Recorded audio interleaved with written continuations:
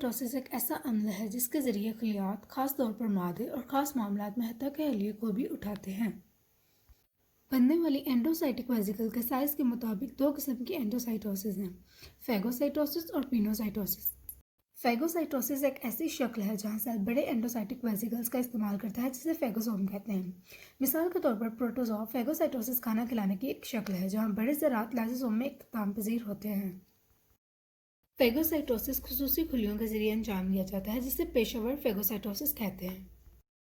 Phagocytosis खुलियों को बड़े ज़रात लेने की इजाज़त देता है, जैसे बीमारियों वाले खुलिये पुतली बैक्टीरिया की लपेट में हैं। फेगोसाइटोसिस एक मुतहर्रिक अमल है जबकि पिनोसाइटोसिस एक जुज़वी अमल है।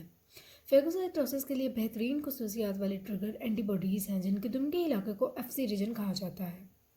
प्लाज्मा झिल्ली में लपेट गिरने से पिनोसाइटिक वेसिकल्स बनते हैं। तमाम पिनोसाइटिक वेसिकल्स क्लैथरिन लपेट नहीं होती। इन रास्तों में से एक कैवियोलाई से शुरू होता है और कैवियोलाई में अहम साख्ती प्रोटीन कैवियोलिन है।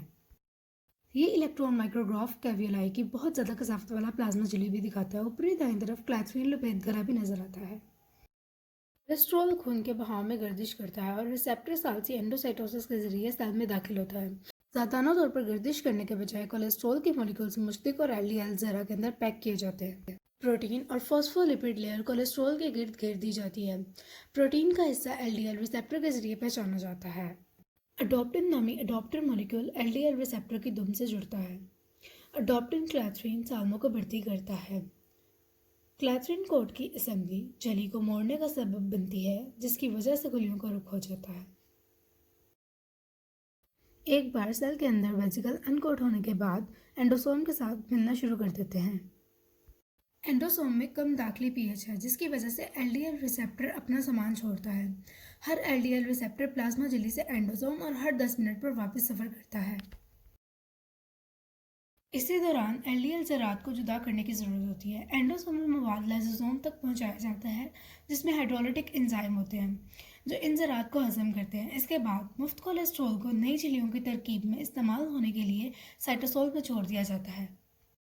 मल्टीवेस्कुलर बॉडीज इसी रास्ते पर तश्कील देती हैं। देर से एंडोसोम तक इब्तदाई एंडोसोम की पुख्तगी मल्टीवेस्कुलर बॉडीज की तश्कील से होती है। पेचीदा पाबंद वाक़यात का एक सिलसिला यूबिक्विटेलेटेड कार्गो प्रोटीन को एक ESCRT कॉम्प्लेक्स से तरतीब के अगले हिस्से तक मुंतकिल करना यहाँ दिखाया गया है। इस मिसाल में गट के एपिथेलियल सेल पर एंटीबॉडी रिसेप्टर एंटीबॉडी को बांधता है और इसे एंडोसाइटोज कर दिया जाता है।